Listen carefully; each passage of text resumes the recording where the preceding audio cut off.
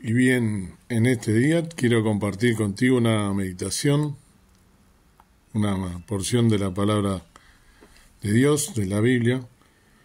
Para eso te quiero invitar a que abras tu Biblia en la carta a los Corintios, la segunda carta a los Corintios del apóstol Pablo, capítulo 10, versículo 4. Dice así la palabra del Señor. Segunda Corintios 10, versículo 4. Porque las armas de nuestra milicia no son carnales, sino poderosas en Dios para la destrucción de fortalezas. Y aquí el apóstol Pablo está hablando justamente, ¿no?, de un tema trascendental en la vida del cristiano, con la autoridad que a Pablo le concernía, ¿no?, ser ese siervo del Señor tan entregado, y nos está hablando de unas armas que son poderosas, ¿no?, que es la palabra de Dios, ¿no?, que es a través de Dios que viene el poder de Dios, y que destruyen fortalezas. En alguna versión dice que destruyen murallas. Una fortaleza, algo que está construido fuertemente, ¿no?, y tanto que el hombre hoy en día se basa, ¿no?, en sus fuerzas carnales o en su poderío, ¿no? Muchas naciones del mundo basan en su poderío estratégico, no militar, sobre todo económico, en los cuales todas esas barreras están cayendo, como han caído tantos imperios a lo largo del mundo. Pero justamente lo que te quiero llevar ahora para continuar, después volvemos a Corintios, es el poder que tiene la palabra del Señor y una instrucción bien dada y la recepción del poder de Dios, esas instrucciones y basadas en la confianza en su poder, cómo pueden obrar el derribar murallas, ¿no? Y estoy hablando, para aquellos que saben, por supuesto, a lo que lo quiero llevar, es a cómo la Biblia nos demuestra esto, ¿no? En el Antiguo Testamento, todos recuerdan, en el libro de Josué, el capítulo 6, voy a leer por cuestiones de tiempo solo algunos versículos, cuando caen las murallas de la ciudad de Jericó, ¿no? Dice así el capítulo 6 de Josué. Empero Jericó estaba cerrada, bien cerrada, a causa de los hijos de Israel, nadie entraba ni salía. Mas Jehová dijo a Josué, mira, yo he entregado en tu mano a Jericó, y a su rey con sus varones de guerra. Cercaréis pues la ciudad todos los hombres de guerra, yendo alrededor de la ciudad una vez, y esto haréis 6 días. Y 7 sacerdotes llevaron 7 bocinas de cuerno, y 7 sacerdotes llevarán 7 bocinas de cuernos de carneros delante del arca, y al 7º día daréis 7 vueltas a la ciudad, y los sacerdotes tocarán las bocinas. Y cuando tocaren prolongadamente el cuerno de carnero, así que oyereis el sonido de la bocina, todo el pueblo gritará a gran voz, y el muro de la ciudad caerá debajo de sí. Entonces el pueblo subirá cada uno en derecho de sí. Y llamando Josué, hijo de Nun, a los sacerdotes les dijo, llevad el arca del pacto, y 7 sacerdotes lleven bocinas de cuernos de carnero delante del arca de Jehová. Bueno, y dio las instrucciones precisas que Dios le dio, y uno podría decir, qué ridiculez tirar murallas con ¿no?, dando vueltas a una ciudad y con trompetas, ¿no?, con cuernos de carnero, con esa bocina. Yo me imagino el pueblo de Dios, el pueblo de Israel, obedeciendo esta orden de Dios que viene directa, porque el poder en realidad no emanaba del pueblo, sino en base a su obediencia del pueblo de Dios, en su fe, en su confianza, ¿no? Y dice el versículo 20 del mismo capítulo 6 de Josué, entonces el pueblo dio grita y los sacerdotes tocaron las bocinas, y aconteció que como el pueblo hubo oído el sonido de la bocina, dio el pueblo grita con gran vocerío, y el muro cayó a plomo. El pueblo subió luego a la ciudad, cada uno en derecho de sí, y tomáronla. Fíjense lo que, ¿no?, como la palabra de Dios, ¿no?, el poder de Dios en realidad, en este caso a través de su palabra, ¿no?, y la manifestación de ese poder de Dios, cómo puede derribar murallas. Y entonces, lo primero que se nos tiene que venir a la mente como reflexión es, ¿cómo está tu fe? No, basada en ese poder de Dios. ¿Confías en el poder de Dios en tu vida para derribar todas las murallas que tienes en tu vida, que pueden ser de cualquier tipo? Pueden ser alguna prueba, puede ser algún trabajo, puede ser alguna aflicción de distinta índole que te está quejando. Esas murallas, o algún enemigo, inclusive Satanás mismo, que nos está aquejando, porque de eso ahora vamos a hablar, ¿no? Pero qué importante que es basar nuestra fe, en quien tenemos que basarla, nuestra confianza verdadera en el poder de Dios, en el poder de lo alto y no en el nuestro, para que caigan todas las murallas como cayeron las murallas de Jericó. Bien, volviendo a 2 Corintios, el capítulo 10, el versículo que iniciaba esta meditación, en el versículo 4, acá nosotros vemos en esta segunda epístola, ¿no?, a los Corintios, ¿no?, a la iglesia de Corinto. Podríamos decir que este es el llamamiento del apóstol Pablo, ¿no?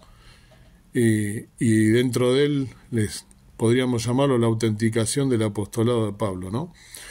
Y trata aquí, ¿no?, de la lucha, la guerra espiritual que tiene que llevar a cabo cada creyente, ¿no? Y Pablo tenía una gran perspectiva del campo de batalla en su totalidad. Él la conocía íntegra, ¿no?, todo ese campo de batalla, contra quién peleaba en realidad. Por eso escribe esta carta y específicamente este versículo, ¿no? Él había de obtener el cielo y evitar el infierno, eso lo tenía clarísimo. Y de esa manera es como Pablo actuó, ¿no? Y entonces él iba a hablar de unas armas que nosotros necesitamos tener para luchar. Nosotros necesitamos primero reconocer que esta lucha es espiritual y que las armas también lo son. Vuelvo a leer el versículo. Porque las armas de nuestra milicia no son carnales, o sea que son espirituales, sino poderosas en Dios para la destrucción de fortalezas, ¿sí? Este versículo es una especie de paréntesis, ¿no? Y aquí ni siquiera voy a enumerar cuáles eran esas armas. Una guerra espiritual implica que tenemos un enemigo que es espiritual, y un enemigo espiritual requiere armas espirituales. Nuestro enemigo no es de la carne. Se nos dice que tenemos algunas armas que son poderosas, es decir, muy efectivas. ¿Podemos o podremos identificarlas? Nuestra primera arma es la palabra de Dios, como ya mencioné recién, ¿no? Necesitamos tener confianza en la palabra de Dios, así como la tuvo el pueblo que derribó las murallas de Jericó, como dije recién, y la Biblia la llama la espada del Espíritu, ¿no? Se nos dice que estas son destructivas, ¿no? Son armas poderosas. Son útiles para refutar muchos argumentos contra quienes están en contra del Evangelio y de la palabra de Dios también. Es decir, el razonamiento, la filosofía y la sofisticación que venía en este caso de los griegos, ¿no?, si lo llevamos al contexto de Pablo, con el arma de la palabra de Dios. Esa fue precisamente el arma que usó quien está escribiendo esta carta, que es Pablo, ¿no? Podemos verlo en Efesios 6:17, en otra carta del apóstol a la iglesia en Éfeso, la primera iglesia fundada. Dice: y tomad el yelmo de salud y la espada del Espíritu, que es la palabra de Dios. Fíjense, ¿no?, como él tenía claro cuáles eran las armas con las cuales tenía que luchar, ¿no? Entonces, Pablo desenvainó su espada, que era la palabra de Dios, ¿no? Dependió de esa hoja desnuda y dijo: el Evangelio es el poder de Dios para salvación a todo aquel que en él cree, ¿no? Entonces podemos ver mucho cómo Pablo tenía bien claro cuál era el poder y que no radicaba de sus fuerzas ni de lucha contra carne y sangre, sino contra principados y potestades, dice en otro pasaje tan conocido, ¿no? La segunda arma es la presencia del Espíritu Santo. Pablo reconoció su debilidad humana. Él sabía que había sido sellado por el Espíritu Santo y que podía actuar siendo reforzado por el poder del Espíritu Santo. También tenemos otra arma, la oración, en la cual Pablo tenía muy en claro y todo el tiempo estaba orando, ¿no?, y pidiéndole a Dios y encomendándose en sus manos, a pesar de las circunstancias que lo rodearon y de tantas vicisitudes que él pasó, ¿no? Reconocemos que se dice poco sobre la oración en cualquiera de estas dos cartas, ¿no?, a los Corintios. Sin embargo, Pablo verdaderamente creía en la oración. En su carta a los Efesios, como leí recién, ¿no? En Efesios 6, 18, podemos nosotros ver, siguiendo, orando en todo tiempo con toda deprecación y súplica en el Espíritu y velando en ello con toda instancia y suplicación por todos los santos. Fíjense hasta qué punto era para Pablo un arma tan importante y se encomendaba a Dios en oración, ¿no? Sabiendo que Dios era quien podía proveer las armas, ¿no? Para poder enfrentar a toda la gente que estaba en contra, tanto en esa época, ¿no? A los griegos, a los romanos, a los mismos pueblos, dentro del mismo pueblo judío, ¿no? Los fariseos, los doctores de la ley de la época, y todos aquellos que no querían, usados por Satanás, por supuesto, que se ponían en contra de la evangelización, durante todos esos viajes que el apóstol tuvo que ir enfrentando, ¿no? Distintos enemigos, y cómo él, sin embargo, se mantuvo a través de la oración y de la palabra de Dios firme, ¿no? Él la mencionó como una de las armas ofensivas, ¿no? Cuando dijo, orad en todo tiempo con toda deprecación y súplica en el Espíritu, ¿no?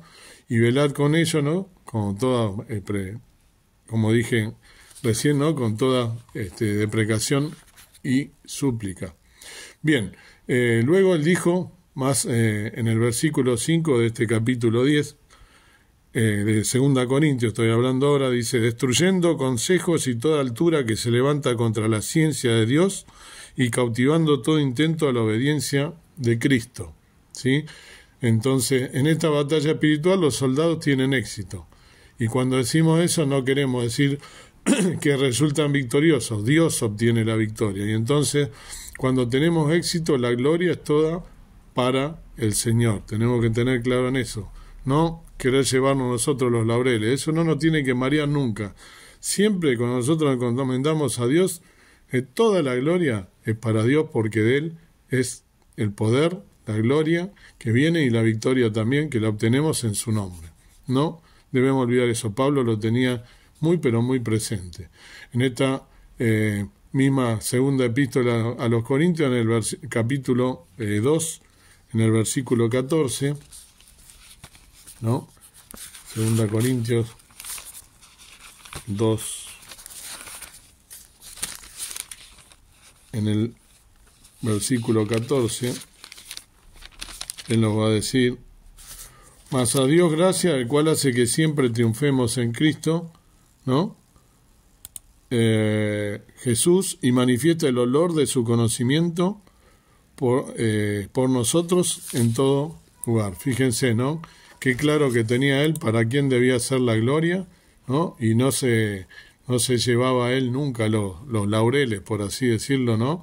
Sino que él tenía bien claro de quién venía el poder, de quién venía la fuerza, ¿no? Y él le daba gracias al Señor Jesús, ¿no? Él dice que en Cristo Jesús y por medio de nosotros manifiesta en todo lugar la fragancia, el olor, ¿no? De su conocimiento. Ahora nosotros no vamos a poder ganar a todos para Cristo, esto es claro, ¿no? Estimados amigos, oyentes, pero podemos predicar y divulgar la palabra de Dios. Le damos gracias a Dios por la puerta abierta, ¿no? que tenemos en los distintos medios para poder llegar a predicar el Evangelio. Le damos gracias a Dios por todo lo que podemos nosotros testificar en nuestro tiempo, ¿no? Y no somos victoriosos muchas veces, pero sí podemos tener éxito, y eso es lo que Pablo quiso decir en los versículos 6 y 7, ¿no?